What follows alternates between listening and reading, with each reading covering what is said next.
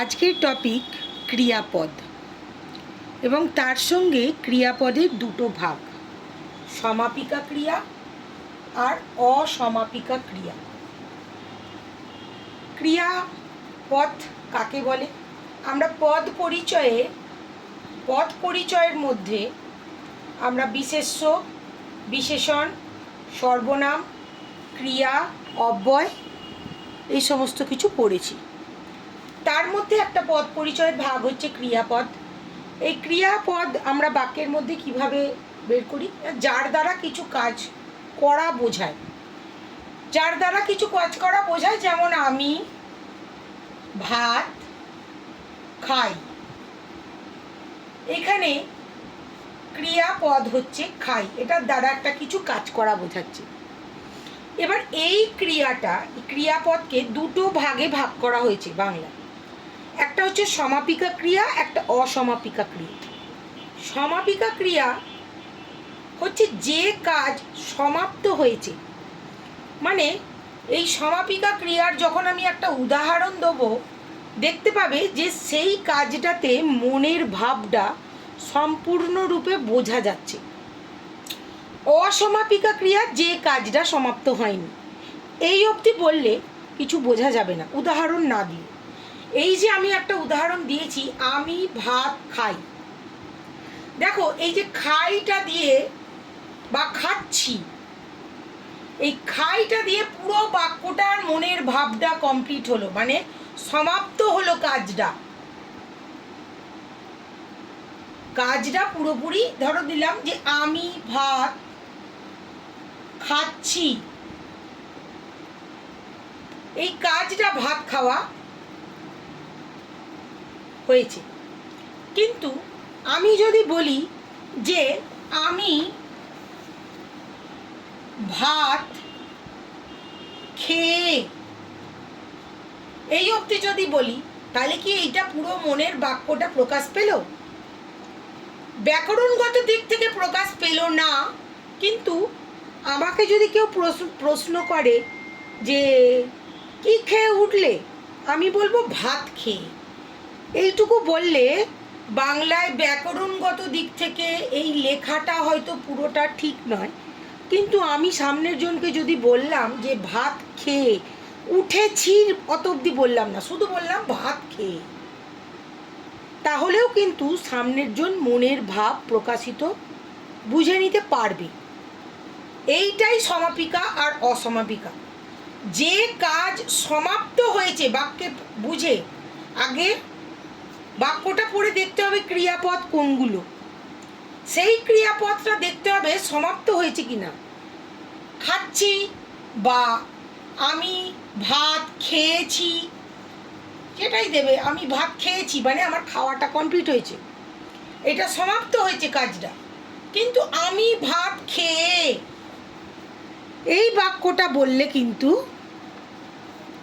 সমাপ্ত হয়নি এখনো কাজটা। আমি একটা উদাহরণ দিয়েছি।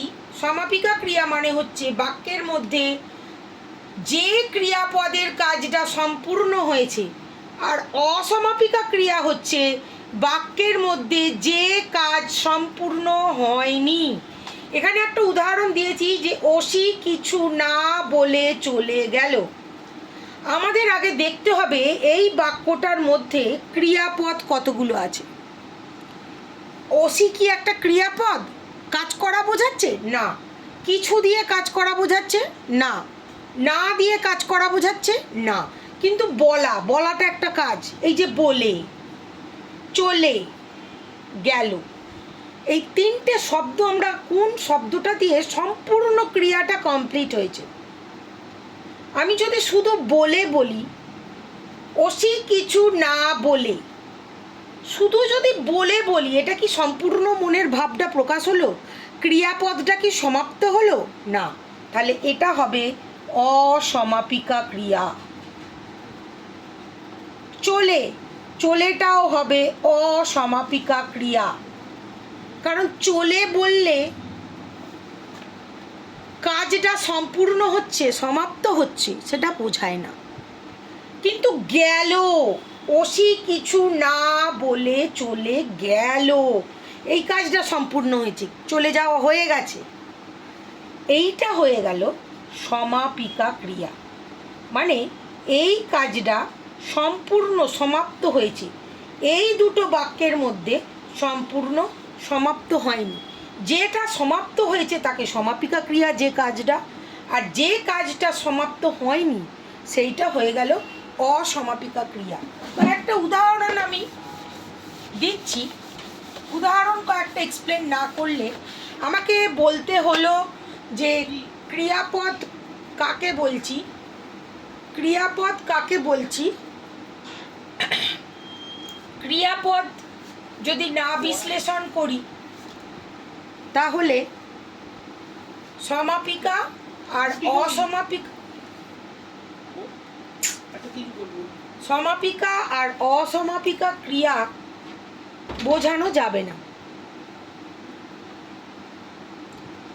আমাকে বাধ্য হয়ে ক্রিয়াপদ এবং ক্রিয়াপদের দুটো ভাগ দেখাতে হলো, কারণ ক্রিয়াপদকেই দুটো ভাগে ভাগ করা যায়। আমি আরও কয়েকটা উদাহরণ দিচ্ছি, যেমন কয়েকটা উদাহরণ আমি দেওয়ার চেষ্টা করছি। আমি বাড়ি গিয়ে, আমি বাড়ি গিয়ে কথা বলবো। আগে আমাকে আইডেন্টিফাই করতে হবে এর মধ্যে ক্রিয়াপদ কোনগুলো, কাজ করা কোনগুলো বোঝাচ্ছে। গিয়ে আর বলবো এই দুটো কাজ করা বোঝাচ্ছে। তার মধ্যে গিয়ে শুধু শব্দটা কি কাজটা সমাপ্ত হয়েছে? হয়নি, তাই জন্য এটা অসমাপ্ত বলে, একে কাজ অসমাপ্ত বলে একে অসমাপিকা ক্রিয়া বলা হয়। ক্রিয়া অবশ্যই কাজ করা বোঝাতে হবে, বাকি অন্যগুলো কিন্তু কাজ করা বোঝাচ্ছে না। আর বলবো এটা কিন্তু সম্পূর্ণ কাজটা সমাপ্ত হয়েছে, তাই জন্য এটা হবে সমাপিকা ক্রিয়া। তাহলে ছোট্ট করে যদি আমি বলি, ক্রিয়াপদ যা কিছু কাজ করা বোঝায় তাকে দুটো ভাগে ভাগ করা হয়েছে, সমাপিকা ক্রিয়া, অসমাপিকা ক্রিয়া। সমাপিকা ক্রিয়া, ক্রিয়াপদ ক্রিয়ার কাজ সমাপ্ত হবে, আর অসমাপিকা ক্রিয়ায় ক্রিয়ার কাজ অসমাপ্ত হবে। আমি আরও কয়েকটা উদাহরণ বলতে পারি, যেমন